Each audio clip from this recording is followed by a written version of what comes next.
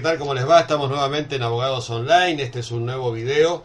Estaremos con el doctor Rodrigo Mazzuccini. Vamos a hablar de usurpación de títulos y honores. Y para ello ya me estoy conectando con el doctor Mazzuccini. Hola Rodrigo, ¿cómo estás? Muy bien, muy bien. Bueno, vamos a definir un poco entonces en principio en qué consiste este delito.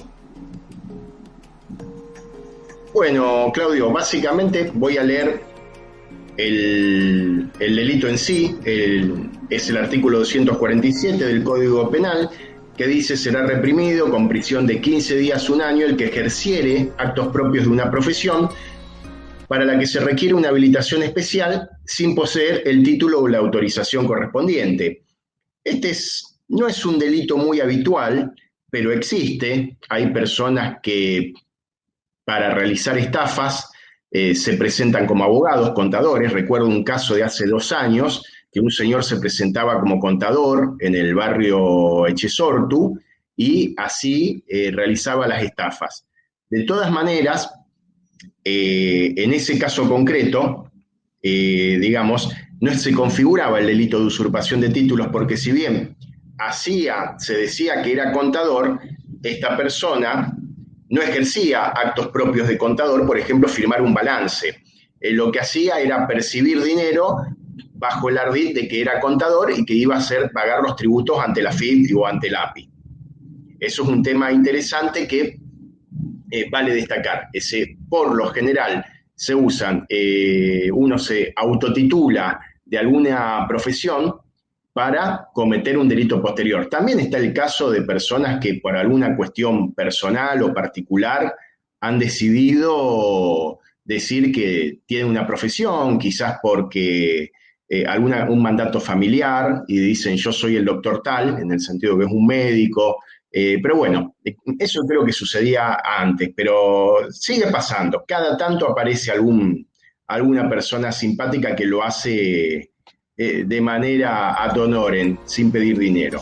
Digamos que tiene que titularse de alguna manera y ejercerlo para que sea delito. Tiene que comprobarse ese ejercicio. Exactamente. El verbo típico es ejercer, que es lo que nos señala si se está cometiendo el delito o no. Entonces, si, por ejemplo, alguien se autotitula abogado y firma un escrito profesional y lo presenta o va a ejercer ante el tribunal, obviamente está configurando el delito. También si da algún consejo profesional, está ejerciendo el derecho. Por tanto, ahí se configura el delito. Otro caso que, bueno, puede ser terrible, mucho más peligroso que el de un abogado: un ingeniero, un arquitecto que firme unos planos, un autotitulado ingeniero o arquitecto. Los planos de una casa, un edificio, requieren cálculos muy complicados que no lo puede hacer cualquiera. Entonces, ahí se protege. Antes de que pase cualquier desastre, el Estado se hace cargo de esa situación y dice: no, esto solamente lo puede firmar una persona con un entrenamiento especial de años, una profesión reglamentada. Siguiendo con esto, básicamente para que se entienda, este delito es una protección del monopolio estatal de conferir títulos y honores.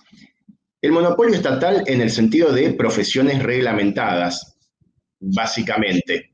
La profesión reglamentada es la que por lo general tiene una colegiación obligatoria, reglas del arte profesional, una policía de la matrícula, o sea, dentro del colegio centro de ingenieros, del colegio de ciencias económicas, de abogados, de médicos, existen tribunales de ética que controlan que los profesionales se comporten de acuerdo a las reglas de la profesión. Pero bueno, continuando con esto, los objetos del delito son los títulos, el grado, honores, y deben tener carácter oficial. Después voy a ampliar lo que se refiere con el grado, título y honores. Y también corresponde a un cargo público o proceden de la administración nacional, provincial o municipal. O sea, yo no puedo, digamos, no es un delito decir que yo soy gerente o CEO, como está de moda decir, de algún gran banco internacional. En todo caso, ese sería el ardid para una estafa. Pero no es un delito que vaya por la vida diciendo, a lo mejor para impresionar a una señorita, que soy gerente de un banco. Eso hay que tenerlo en cuenta. Porque bueno, todos somos humanos, diríamos. Sí, Sí, sí, por eso me refería antes que, bueno, También, ejercer este delito y a su vez, se me ocurre, la concatenación de delitos y estafas que pueden venir después, ¿no? por supuesto, sí. A veces uno, esto tomado aisladamente parece casi una tontería. Bueno, pobre muchacho, se lo prometió a la mamá o al papá antes de que mueran que se iba a recibir, entonces mantuvo un ardid. Hace muchos años me contaban que el padrino de un tío mío vino a Rosario, de un pueblo, de una familia acomodada, y los 6 años que tuvo que estudiar farmacia, en realidad se la pasó dándose la gran vida en Rosario, y a los 6 años se hizo instalar una farmacia con la placa y todo, pero bueno, era una puesta en escena para la familia, nunca quiso estafar. El fin de la norma es proteger el monopolio estatal o reconocer los títulos profesionales habilitantes. Y solo el Estado confiere esa clase de títulos, y bajo el aval del Ministerio de Educación o de la CONIAU. Esto, digamos, no tiene que ver con los delitos, pero muchas veces nos enteramos que hay escuelas secundarias o institutos terciarios que no tienen la habilitación del Ministerio de Educación de la provincia, y se arman terribles problemas porque hay personas que han estudiado y pagado 3 años para ejercer, y de golpe se encuentran que su título no tiene ninguna validación. No llega a ser un delito en sí, por ejemplo, decir yo soy técnico superior, porque no es una profesión reglamentada, por lo general el técnico superior en algo, pero puede ser una estafa de la persona que le confirió ese título. Este es un mundo muy amplio y muy interesante, y por eso le digo a los que nos escuchan estos videos, estén muy atentos a todo este tipo de circunstancias, a dónde se anotan, dónde se inscriben. Y ahora, básicamente, para la persona que a lo mejor le prometió a sus padres que iba a ser contador, por ejemplo, ¿cuándo se comete acá el delito? Cuando se ejercen actos de una profesión, por ejemplo la de contador, para la cual no se tiene título habilitante, y se está violando las facultades que posee el Estado para conferir ese título, así como la buena fe y la credibilidad pública. Es importante el tema del contador. En un momento determinado, hay muchísimos contadores que no están matriculados, entonces hacen toda la administración interna, toda la parte contable interna. Pero a la hora de la verdad, cuando hay que presentar un informe, un balance ante la AFIP, tiene que venir el contador matriculado y con su sello dar fe de que el balance está correcto y se cumplen todas las reglas del arte contable o de la ciencia contable. Entonces es delito no ser contador. Por ejemplo, puede ser un estudiante avanzado, una persona que conoce ampliamente la materia, pero si no tiene la matrícula está cometiendo un delito. Si dice lo sella arbitrariamente y se hace pasar por otro contador matriculado. Un ejemplo. Insisto, esto es muy importante para entender. El verbo típico es cómo se comete el delito, es ejercer. El delito consiste en realizar los actos propios de la profesión. E insisto, en el caso de ingeniero, firmar los planos cuando no se es ingeniero. El elemento objetivo de este delito son actos propios de una profesión para la que se requiere habilitación especial. La recomendación principal es a la gente, ¿no? Observar si este profesional exhibe algún tipo de título en alguna pared, o sea, alguna certificación, algo que compruebe, ¿no? Mínimo. Si uno no tiene la confianza con ese profesional o tiene que comprobarlo, bueno, uno conoce que en el ámbito del derecho hay muchas personas que se hacen pasar como abogados. ¿Cómo por lo general uno se da cuenta, y esto por experiencia, de que un abogado, alguien que se hace pasar por abogado no es abogado? Rápidamente se da cuenta por el léxico. Una persona, es una cuestión, cada profesión tiene un argot determinado y una manera de hablar determinada.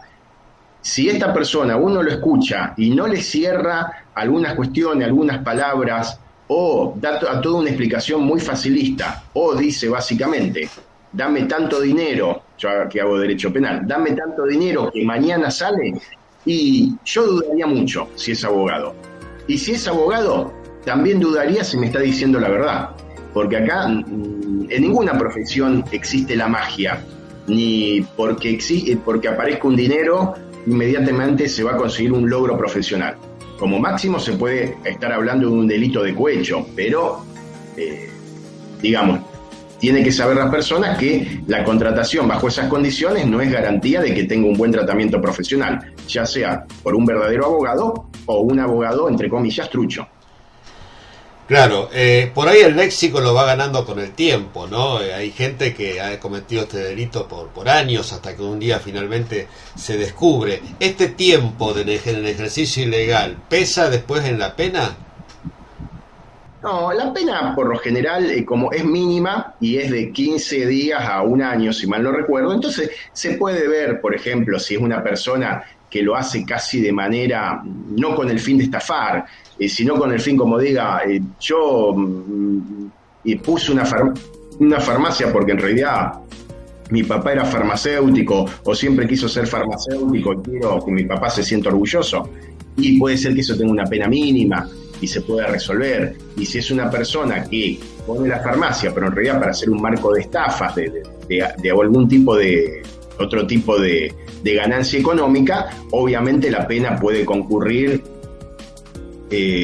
Farmacia quizás no sería el artículo tendría que ser el 208, que después vamos a hablar. Vamos a poner otro caso, un estudio contable, porque el padre fue contador y si esta persona se hace pasar por contador y hace actos propios de la profesión, pero no solamente eso, comete estafas con ese título, y la pena puede incluir un año más los años que corresponden por estafa, o sea que podría ser mucho más amplio, pero como siempre depende del caso en concreto.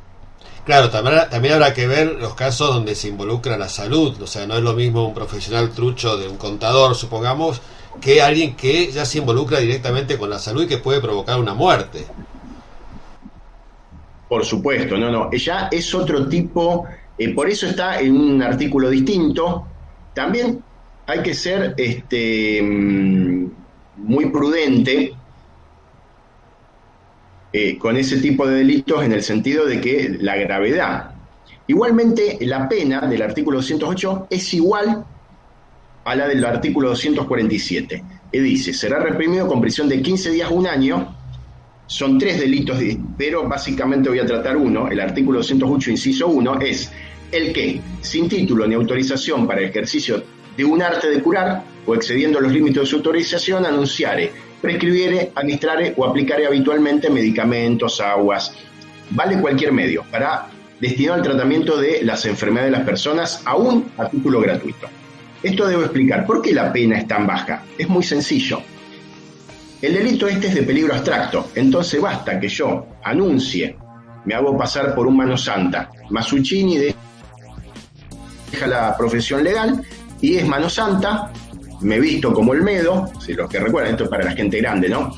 Me visto como Alberto Olmedo, me pongo una peluca y salgo a decir que voy a curar con mis artes místicas, y voy a aplicar pases de magia o una agua o hipnotismo y voy a curar a una persona. Si yo hago eso habitualmente, la pena será de 15 días a un año, pero vamos a suponer que yo hago eso y la persona muere. Le doy un medicamento, le doy una sustancia, para todos, por lo general, para la mayoría de las personas inocua, pero para esa persona, por su afección, hace que muera. Y obviamente voy a haber cometido otro delito, homicidio culposo, en principio, por una negligencia. Se puede ver si no hay un dolo eventual de un homicidio simple. Por eso la pena es tan baja, porque se supone en principio, insisto, es un peligro abstracto. ¿Qué implica? Ni siquiera hace falta que se haya cometido un daño. A lo mejor, mirá lo que voy a decir, hay curanderos que tienen una gran experticia o empiria, por lo menos en los viejos tiempos, cuando no había muchos médicos, había personas que realmente eran muy hábiles para tratar determinadas afecciones. De donde viene mi familia, había una persona que bien no era curandero, pero da la casualidad que tenía un título profesional expedido en Austria-Hungría, para tratar cuestiones traumatológicas. Y la persona era brillante en eso. Obviamente tuvo problemas con las autoridades locales, en el sentido de decir que ejercicio ilegal de la medicina, pero hasta los mismos médicos locales salieron a avalarlo, que era una persona capacitada. Pero yendo a otros casos que ni siquiera se tenía título, obviamente que la empiria, la práctica, hace que personas que tengan todos los días trato con enfermos tengan gran habilidad para prescribir enfermedades y tener una idea básica de qué se está haciendo y dar tratamientos. Eso lo puede hacer un curandero, por ejemplo, la mucama de un sanatorio, una enfermera. Obviamente pueden tener más habilidad en principio y de manera práctica que un estudiante de medicina recién recibido. Lo que no implica que a nivel teórico y cuando las cuestiones realmente se profundizan, el médico conoce mucho más. Pero bueno, por eso la pena en principio es menor, porque el peligro es abstracto, ni siquiera necesita configurarse. No tiene que morir nadie tiene que sufrir una lesión. Basta incluso anunciar mi servicio de curandero para que se configure el delito. En el caso de Giselle Rímolo, ella salió antes, o sea, se conmutó la pena, bueno, se achicó, habrá que ver, la justicia sabrá por qué. Ahora, pero si ella reincidiera en el delito, ¿esto cabe una pena mayor en ese caso? El tema es así. Giselle Rímolo, si mal no recuerdo, fue condenada por el ejercicio ilegal del arte de curar, este artículo que estamos hablando, de 108.1, pero también hubo casos graves. Creo que hubo 2 muertos por 2 homicidios culposos, porque ella prescribía, creo que anorexígenos o anfetaminas, que eran contraindicados para las patologías que estaban tratando. Obviamente, en la mayoría de los casos, entre comillas, el tratamiento podía tener éxito porque había reducción de peso y le daban anfetaminas para que la persona tenga mucha actividad física, para que no pare, también diurético, los deshidrataba. Bueno, médicamente era un desastre, pero el resultado a corto plazo podría ser bueno. No soy un experto en esas cuestiones, pero ¿qué pasa? Cuando uno no es médico, no advierte algunas circunstancias que la teoría te indica. Toda la teoría no deja de ser años de saber acumulado, que va mucho más allá de la práctica. La práctica puede ser como máximo 30 o 40 años de ejercicio profesional o de ver, y la teoría puede tener 2000 años de práctica y vista e investigación. Entonces, obviamente, murieron 2 personas, y por eso Giselle Rímolo fue condenado a una pena relativamente alta. Lo que sí, en este caso concreto, Giselle Rímolo puede haber sido beneficiada por los beneficios penitenciarios en el sentido de la libertad condicional o las salidas transitorias. Hemos hablado en otros lados, si una persona cumple los requisitos exigidos por la ley, puede tener el beneficio de la libertad condicional a los 2/3 de la pena. Probablemente Giselle Rímolo mantuvo una conducta intachable, no sufrió sanciones, no tenía antecedentes anteriores, entonces pudo gozar de la libertad condicional. Ahora bien, si Giselle Rímolo reincide en el ejercicio ilegal del arte de curar, el día de mañana probablemente reciba el máximo de la pena, que es 1 año, y no va a gozar de libertad condicional. O sea, va a tener que cumplir el año entero, si esa es la pregunta. No solamente para el delito de ejercicio ilegal del arte de curar. Giselle Rímolo ahora, si tiene un accidente de tránsito, si tiene una pelea callejera donde el otro denuncia lesión, en principio tendría que quedar detenida sin ningún beneficio de libertad condicional. Eso es importante saberlo, porque a veces la gente, lo hemos hablado un montón de veces, se enoja, dice, no, ¿cómo puede ser que salga?